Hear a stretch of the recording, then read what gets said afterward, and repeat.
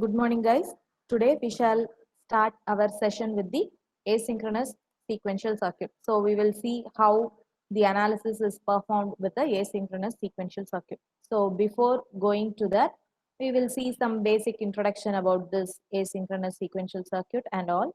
So we will understand the basics and then we learn the analysis procedure. And eventually we will go through all the things that we have with respect to this asynchronous sequential circuit. So first, to introduce, we all know sequential circuit can be classified as synchronous and asynchronous. So you are going to have some sort of memory element in it. It may be an explicit latch or flip-flop, or it can be a simple feedback path with the combinational circuit. So based on these, you are having the classification, right?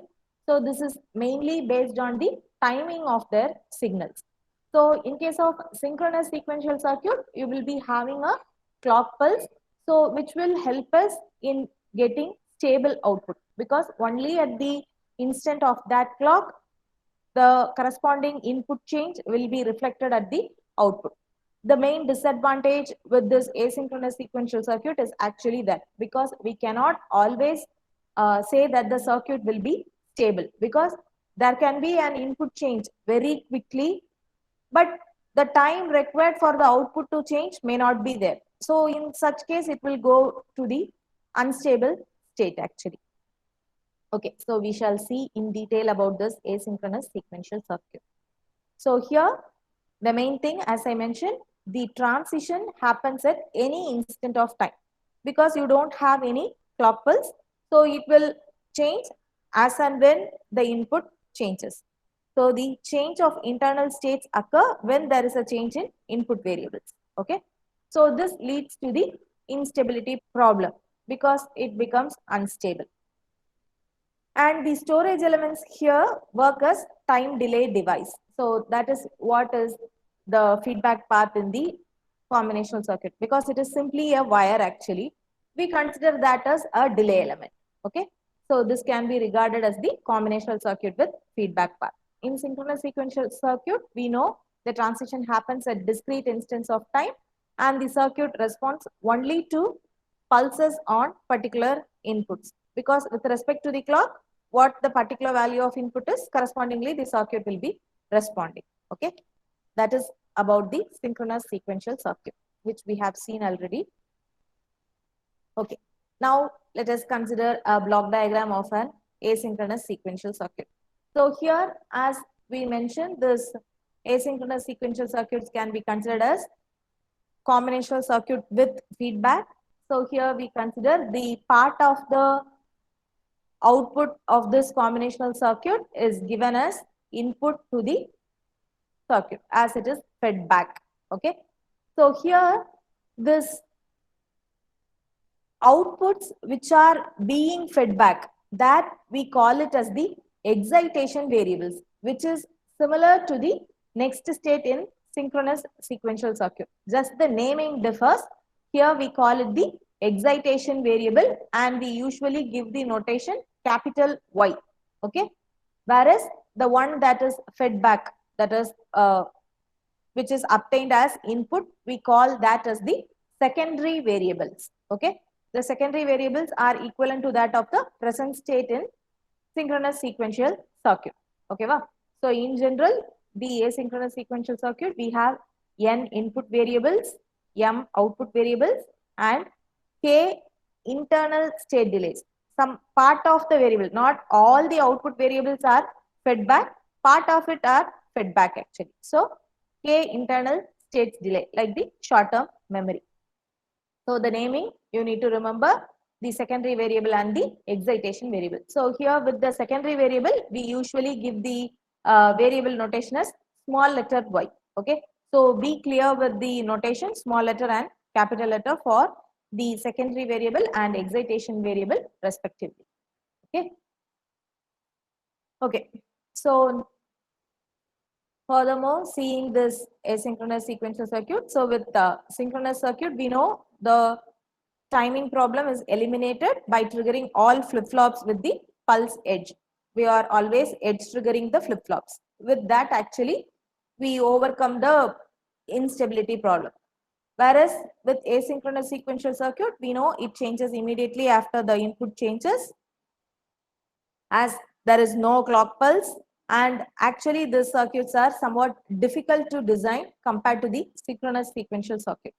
So with respect to this delay elements, there will be propagation delay, which we have to take care very much while designing this asynchronous sequential circuit.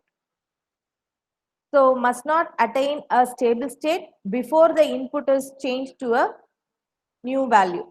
So the circuit is supposed to be in a stable value only when the input has changed. Okay, so generally we don't go for this asynchronous sequential circuit design at all, but you have to know what the disadvantages, then alone you can appreciate synchronous sequential circuit. So for that purpose, we will see all these things, and there are few circuits which use this asynchronous sequential design actually.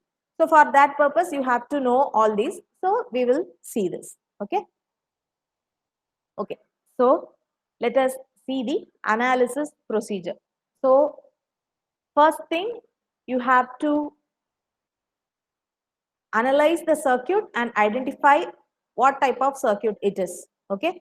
So in case of asynchronous sequential circuit, the circuit may contain latch and thereby feedback path, or it can contain normal combinational circuit. That is, using logic gates, you can have a circuit, but it should have a feedback path. Then alone you can say it is a asynchronous sequential circuit. Okay, wow. So with that purpose, you need to analyze how many number of feedback paths you have, because with respect to that only you can assign the variable names for the excitation variable and the corresponding secondary variable. Okay, wow. So here let us consider an example. I have considered one example, then and there we shall see. Okay. So here actually this is a combination circuit with feedback, because this output is actually fed back again to these gates. Okay. So here actually you are having two feedback loops. Don't think this FB is Facebook, it is feedback. So we have two feedback loops and therefore two excitation variables and two secondary variables. Okay, here the notation is given. Not all circuits will have the notations. So we consider the excitation variable notation as capital Y1 and Y2, and the secondary variables as small y1 and y2. Okay. Next, you have to derive the Boolean functions of all the yi's, that is the excitation variable. So from the circuit, you have to find what the function is. Boolean function of yi's. So what is capital Y1 here? So capital Y1 and Y2 are obtained at the output end. The same variable which is fed back will be having the small y1, y2 notation. Okay. So this is small y1, this is small y2, and this is x. So what is the expression for capital Y1? So this particular AND gate is having x and the feedback variable. So small y1 is input, right? So this is going to give me x y1, and here this is x bar and this is y2, right? So this is x bar y2, and here we have x and this is y1 bar. So this is x y1 bar. So what is capital Y1 now? xy1 plus x bar y2. X y1 plus x bar y2. And capital Y2 is? X bar y2 plus xy1 bar. X bar y2 plus x y1 bar. Okay, so this is our third step. Next, you need to plot each y function in a map. Here, what we do is consider the secondary variables for the rows and external variable for the columns. Okay, va? That thing you need to always remember. So we always draw map for yi's. Okay, important point to remember is the secondary variable should be in the rows of the map and external variables should be in the columns of the map. Okay, va? This is important point to remember. So here we are having only one external variable, that is x, right? And you have two secondary variables, y1 and y2, right?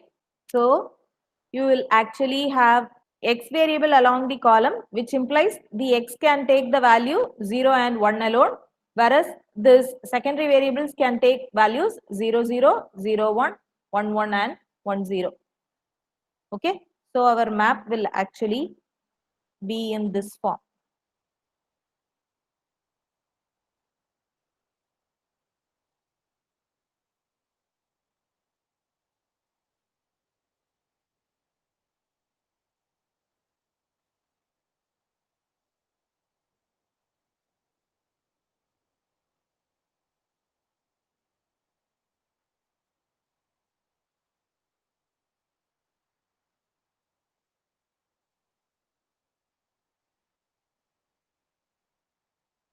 So we have the excitation variable small y1 and y2 and the external variables. So 0, 1, 0, 0, 0, 1, 1, 1 and 1, 0. Same way for the other one.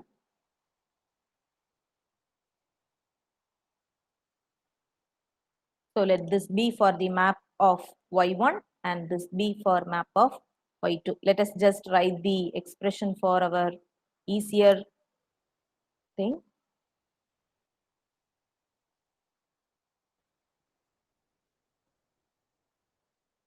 So x y1 plus x bar y2 x y1 plus x bar y2 and x bar y2 plus x y1 bar. So now here actually from the expression we are going to give the map. Okay, va? The reverse process. That's what I mentioned while seeing the K-map. From the expression also you should be able to fill the K-map. So here for x, y1, it implies the value of x is 1 and y1 is also 1.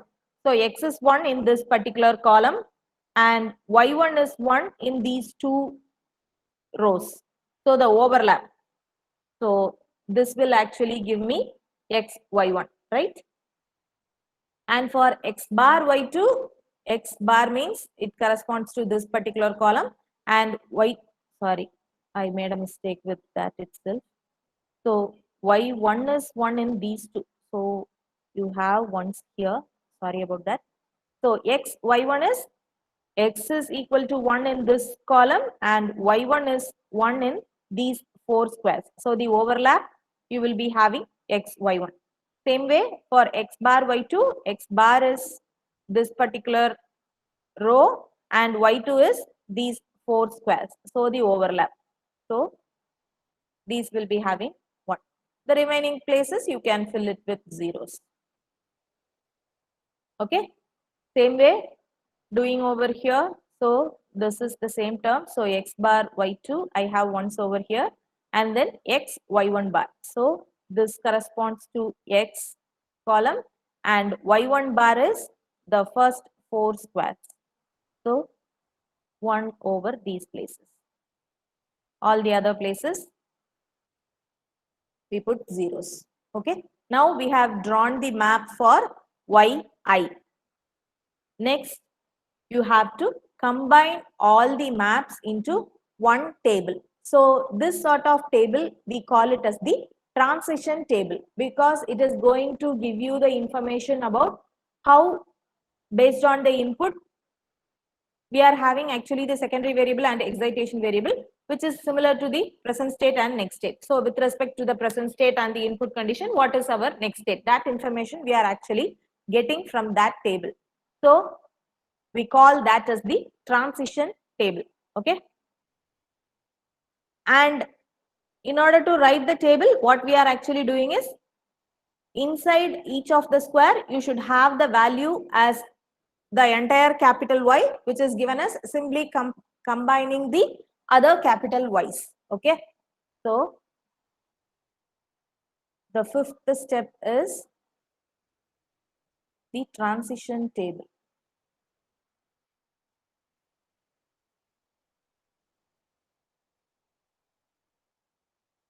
So the map looks the same.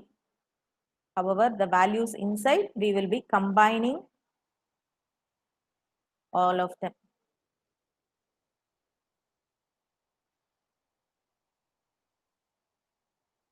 So small y1, y2, x, 0, 1, 0, 0, 0, 1, 1, 1, and 1, 0.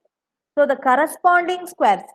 So this corresponds to x is equal to 0, y1, y2 equal to 0. So combining this particular square, 1 to 1 mapping down. Okay. So the box, you need to combine these two values together in this box. So this will be written as 0, 0. Next for this, here you have 0, here it is a 1. So 0, 1. Then here it is 1, this is also 1. So 1, 1. Then 0 and 1. So 0, 1. Then 1, 1. Here 1 and 0. Here 0, 0. And next is 1, 0. Okay. So now after combining these values, what we do is we have to mark the stable and unstable states. So circle the stable states and derive the state table. Okay. So those values of y that are equal to small y in the same row, we call that as the stable state. Okay, va? So these values are small y's and these are capital Y's. So where both small and capital Y are same, we call that stable state and circle them. Okay. So here this is 0, 1. So this one is stable. Here this is 1, 1. So this is stable. Here this is 1, 0. So this is stable. Okay. So where you have small y equal to capital Y, that we call it as the stable state. The other states are called unstable state. Okay. Or we will be having a transition sort of thing in that. Okay. So that is the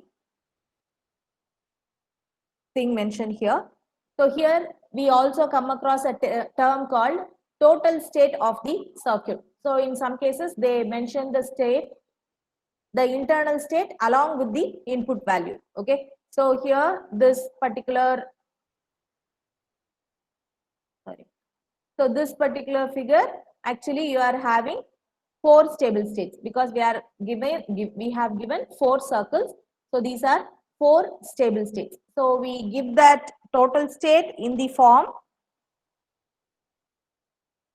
as the secondary variables followed by input or external variable.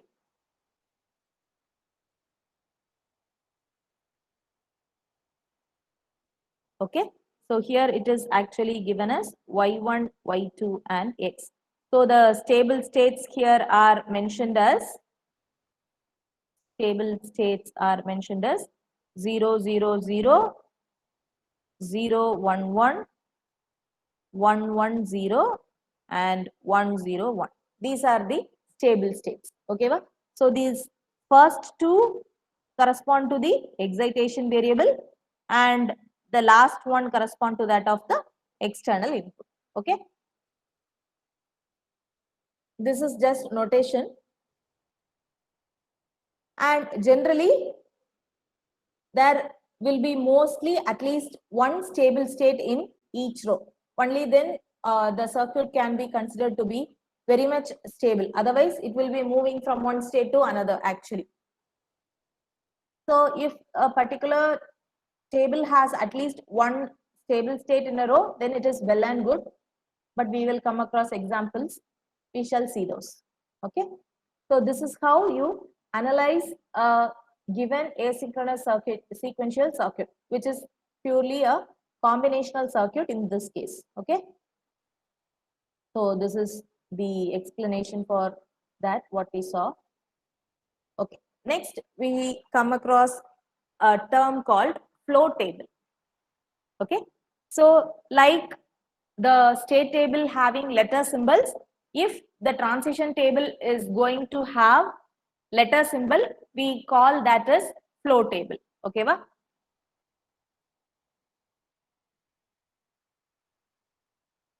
So the transition table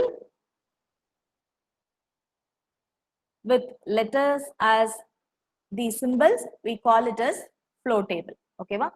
And in that, further we have one thing called the primitive flow table. So primitive flow table is one that has only one stable state in each of the rows. Okay. So only one stable state implies the variable is only one. Okay, va?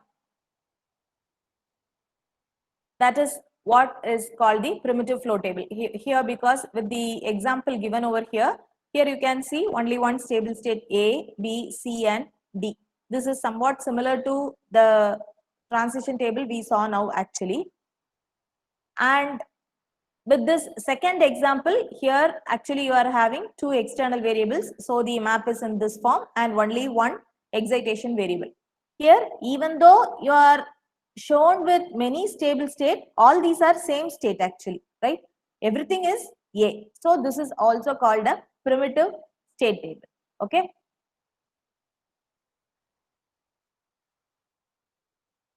So that is what is mentioned here. So just for sake of understanding this transition table in what it conveys, we shall consider first the input X to be, so here the example given is for the second one. Okay, we shall see one by one. So let us consider initially your state is, for considering the first example, let us consider the initial state to be A, just for our example, okay, to understand this. Initial state to be A, and let us consider you are getting the input to be 0. Okay.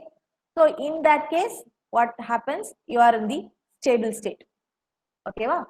So now after some time, the input is changing value. Okay. So in this time, it remains in same state. Remains in the same state. As it is a stable value, it will be remaining over there. Now, if the input is 1. If the input is 1, what happens? Being in state A, I am moving to state B over here. However, this is an unstable value, right? Or you can say it is going through a transition. Okay, va? So it is in the unstable condition. So what it does is, it will eventually settle down to the stable value. So it will come over this place. Okay. So after some time, it will eventually settle down and it actually moves from state A to B. Now being here, if the input again changes to 0, so in that case, what happens? It is in the transition phase. It will eventually go to the unstable C value and then it reach the stable C value over here. Okay. Again, if the input is changing value to 1, it will go through the transition phase. So it will go to the unstable D value and then it will settle down to the stable D. Okay, va? So that is how this transition table working is to be understood. Okay. So in this case, if suppose you don't have any stable state to go through, it will be moving to various unstable states. We will see those examples also in short while. Okay, so here in the second example, here it is considered if x1 equal to 0, initially the circuit is in state A. Okay. So depending on the value of x2, it is either a stable one or an unstable one. However, the cases when x1 is equal to 0, the circuit is in state A, right? Here also it is A, here also it is A, here it is unstable A, that's all. If x1 goes to 1 while x2 is 0, so let us consider that you were initially having 0, 0. Now this is actually changing value as 1, 0. Okay, wow? That is what it implies. So in that case, so considering the initial state to be A, if the input changes to 1, 0, what happens? It is going to have the transition phase. Okay. So it will move to unstable B and then it will eventually settle down to the stable B value. Okay. Then with inputs x1, x2 equal to 1, 1. So depending on which state occurs first, this can be in either the stable state A or in B. Okay, va? So it purely depends on which state it is currently in. If suppose after this 0, 1 state, if the 1, 1 occurs, it will eventually move to this particular state alone. And if this present state was this B and the input was 1, 0, and then if it is going to have value of 1, 1, it may go to the stable B value. Okay. So that is what is given here. So it maintains in state B if the input changes from 1, 0 to 1, 1 and maintains in state A if the input changes from 0, 1 to 1, 1. Okay, well, that's what I mentioned now. Okay, so this is the basic understanding of this transition table or the flow table. Okay. Okay. So from the flow table, if you are given with the letter symbols, so this is actually corresponding to this particular second map. Okay, well, let us consider this example. So that is the first one. What we saw is actually the analysis. Now we shall see, given a flow table, how you could design the circuit. So we always do that. So given the flow table, so we know if you are given with letter symbols, you have to assign values to the states. So here you are having only two states, A and B. So let us take the value of A to be 0 and B to be 1. So similar to what we do in the state diagram, there we represent above the arrow, if you give 0 bar 0, the first one corresponds to that of input, and the after the bar, whatever value you give, that corresponds to that of output. Here in case of this flow table or the transition table, the letter symbols or the states given in circle or the non-circle form, that correspond to that of the excitation variable, and followed by that a comma and the output. So this correspond to actually the output. Okay, va?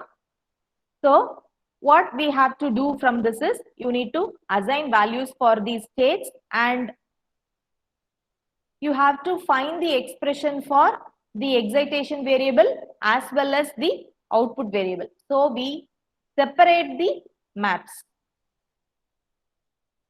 Okay. So we have to separate the maps for this. So here A and B, let us change that to 0 and 1. So here it is a single excitation secondary variable. So I consider it to be small y, and the input variables, let it be x1, x2. So 0, 0, 0, 1, 1, 1 and 1, 0. So I am going to segregate out the excitation variable and the output value. So when combining the transition table with respect to the excitation variables, what we did, the same thing we have to do over here in the reverse order. Okay. So let us consider this map to be that of the excitation variable, and let this be that of the output. So here let us give the output variable to be z.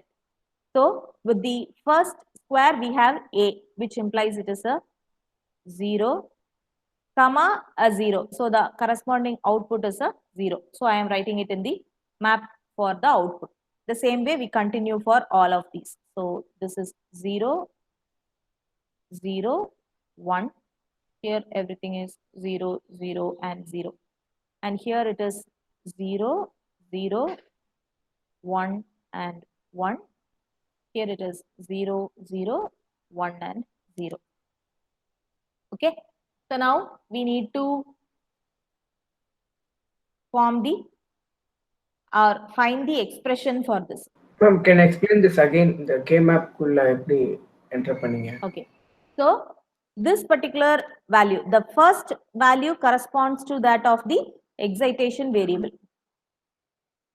Okay, va? And this second value, that is whatever value I have given after the comma, correspond to that of the output variable. Okay, va?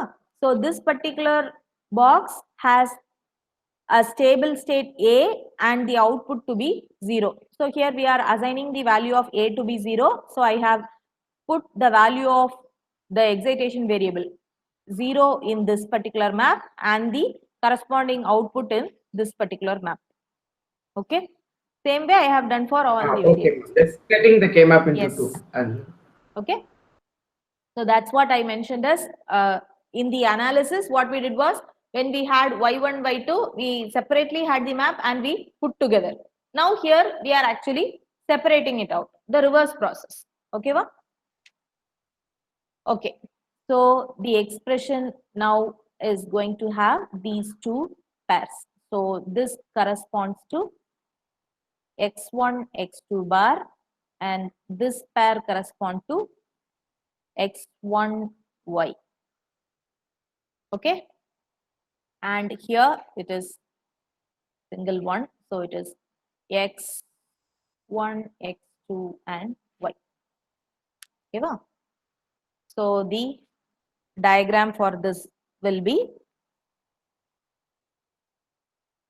so you are going to have two inputs, x1 and x2.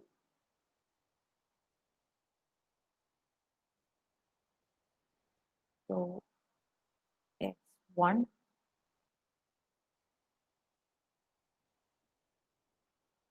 x2,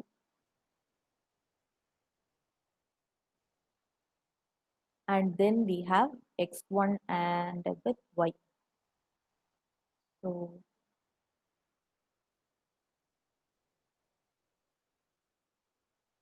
x1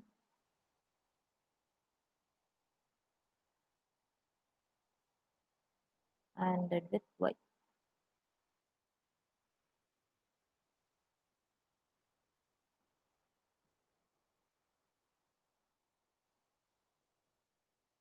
So small y is nothing but the corresponding excitation variable fed back. So this is my capital Y. This will be the small y. Okay. And then we have the output x1, x2 and x1, x2 and y.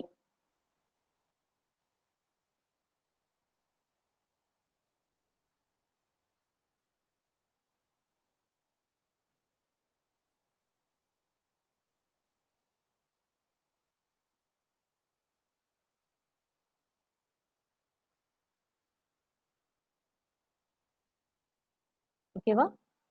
So this will be our circuit diagram. Okay. So that is what will be given over here. Okay, va? Just try to draw it some legible fashion. That's all. Okay. Okay. Next, we shall see something called races. So in case of this asynchronous sequential circuit, we come across a condition called the race condition.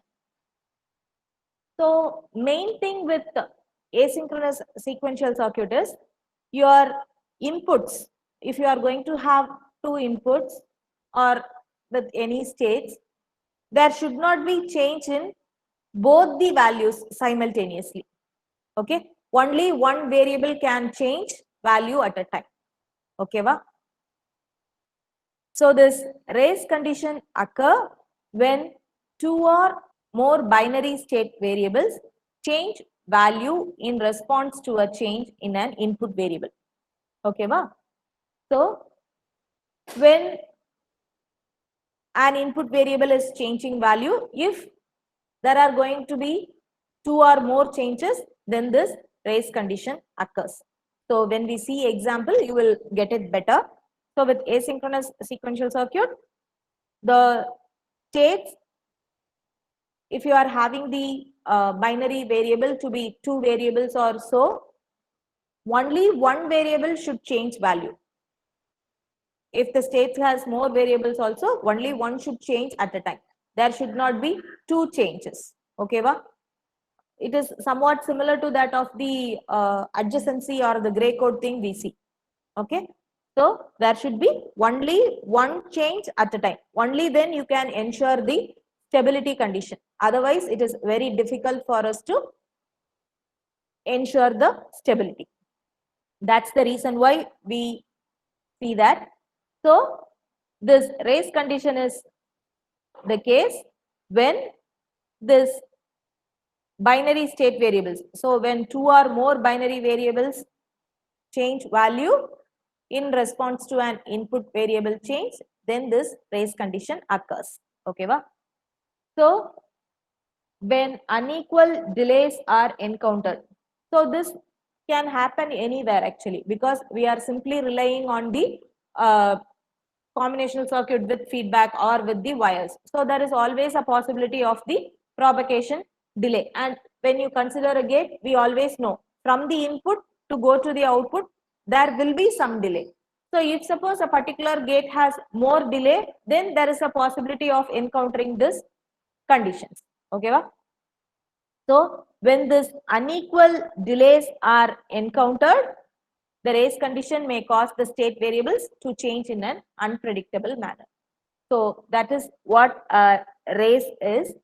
So here we have two types of race. One is called the non-critical race, other is the critical race. So as the name implies, you can say which one is to be taken more care of. Okay. So the non-critical race, as the name suggests, it is not very critical thing actually, because in case of non-critical race, they will reach the same final state. So irrespective of how your input variables or the state variables change, it will be reaching the same final state. So that is the keyword here.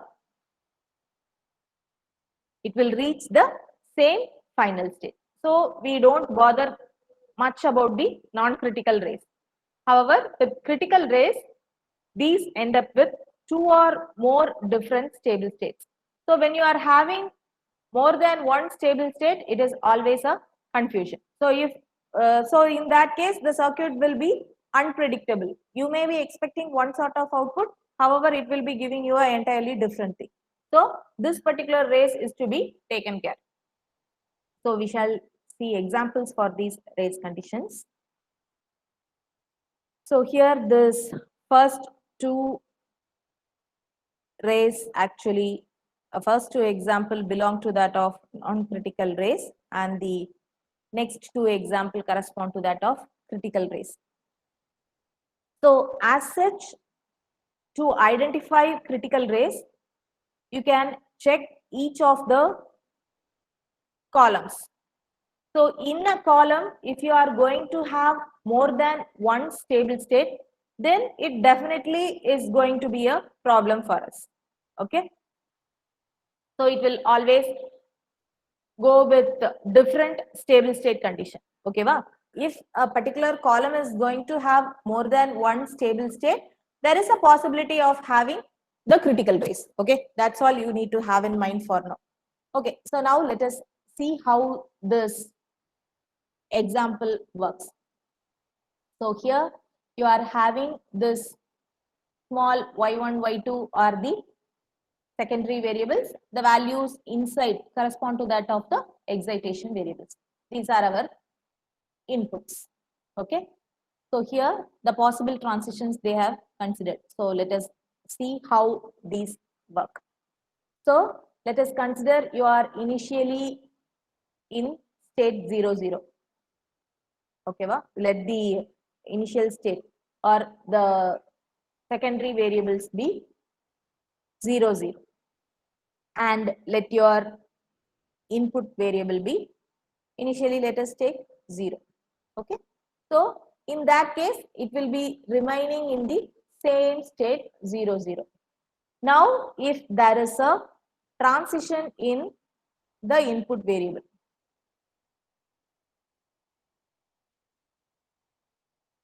now if there is a transition in input variable from 0 to 1. So in that case, our expectation is it should go to the unstable 1, 1 state and it should eventually reach this particular state. Right? This is our expectation. Okay. However, due to some delay, because this capital Y1, Y2 is the thing that has been fed back for this small y1, y2, right? So in that case, so here actually both these variables are to change value, right? From 0, 0, you are to have 1, 1. So in such case, if this y1 changes value to 1 in say some 2 nanoseconds, and y2 is going to change value to 1 only after some 10 nanoseconds. So there is a delay, right? So if suppose from 0, 0, if the first variable is changing value and the second variable is changing value only at a later time. So in that case, what happens? So the transition, so as the input variable changes, so here you are having the unstable 1, 1, but it won't immediately go over here because we are coming to this particular state due to the delay in the gates. Okay. So even if this goes to this particular state, here also the unstable state is 1, 1. Okay. So then it eventually reaches the stable 1, 1. As it is the same thing, it will eventually go over here. That is what is explained with this transition. The same way, if my y2 changes value very quickly and y1 is taking more delay. So in that case, what happens? You will be coming across this 0, 1. So here with this 0, 1 state, for input 1, you have the unstable 1, 1. Okay. So after this value also comes to 1, it will eventually reach to this particular state. Okay, ba? So this is the possible transition for this first example.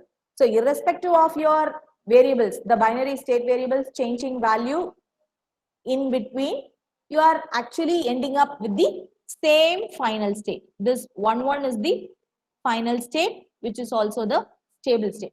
So we call this as non-critical race. Okay, ba? Same way, here with the second example, let us consider. Okay. So in the second example, let us consider the initial state to be 0, 0. And if my input is 0, I will be in the same state. However, if the input is 1, you are expected to move to unstable 1, 1. Okay, ba? So unstable 1, 1, na, you will be coming to this particular state. There again, we are in the same input state. So it goes to 0, 1 and eventually it reaches the 0, 1 state. That is the first example. Okay, va? So now here again, like the previous case, if instead of going changing the values simultaneously, if suppose due to the delay, let us consider this y1 changes value immediately. So y1 changes value immediately and y2 is going through some delay. So in that case, it will go over here. However, here this is eventually going to be the same stable state. So this will reach this 0, 1 there. Next, again, if this y2 changes immediately and y1 goes through a delay. So we will go through this 1, 0. So going through this 1, 0, you have the unstable value 1, 1. So we go to that state. Then here from 1, 1, then we will be going to state 0, 1. Okay, and then eventually reaching the stable 0, 1. So in all these cases, whatever the transition happens, we are having the same final state. So we call this as non-critical race. Okay, well, now coming to the next two examples. So here in this case, if you are having input to be 0 first, it will be in the stable 0, 0 itself. And if the input changes value to 1, it is going to go to 1, 1. So this will go to this particular state and eventually be in the stable state. Okay, well, here maybe this is what I want actually. However, if there is a delay, so let us consider y1 changes value immediately and y2 is going through a delay. So in that case, if you check, it is actually being in stable 0, 1. The same case, if y1 changes with a delay and y2 changes immediately, I am in a different state. So based on this transition, I am entirely having a different stable state condition, which is totally not good for us. That is, for the circuit to operate properly, that is not at all fair actually. So that is what is with this case. In this example also, similarly, with the initial state considered to be 0, 0 and the input being 1, you will be going to unstable 1, 1. So it will go over here, then you reach the stable 1, 1. Now again considering if the first input changes value immediately and the second one taking time. So with 0, 1, you are reaching unstable 1, 1 and then it is stable 1, 1. This is not a problem for us actually. Then with 0, 0, if the first one is going over a delay, so here it comes over here and it is in a stable value. So if this particular thing is not there, then it is not at all a problem for us actually. It will be a non-critical race as both will be the same final state. However, with this case, it is in a different stable state and so this particular thing will have a critical race. Okay. Do you understand now what is meant by non-critical race and critical race? Yes, ma'am. So basically this is overcome by seeing to that we assign values such a way that we could avoid this. So we will be studying something called race-free state assignment. So by assigning values to the states accordingly, we can overcome this race. Okay, we will see that as we progress in this unit.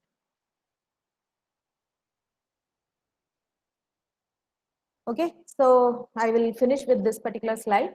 So races may be avoided by race-free assignment. So only one state can change at any one time. We will be seeing that in detail. So directing the circuit to go through an intermediate unstable state. So we will see the entire procedure there. So instead of, so for this particular example, instead of having it directly reaching stable state, we will introduce an unstable state and then we will make it overcome the race condition. We will see that in detail later on. The next one is cycle. So in the race condition, what we saw is it is actually settling out in some stable state value. However, with cycle, the circuit goes through a unique sequence of unstable states. It will be going through set of unique sequence actually. That we call it as the cycle. So here in this first example, so initially you are having 0, 0. If my input is changing value from 0 to 1, it is actually going to go to unstable 0, 1.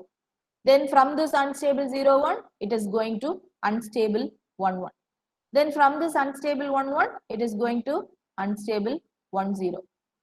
And then alone it will reach the stable value. So it is having some unique set of unstable values to go through.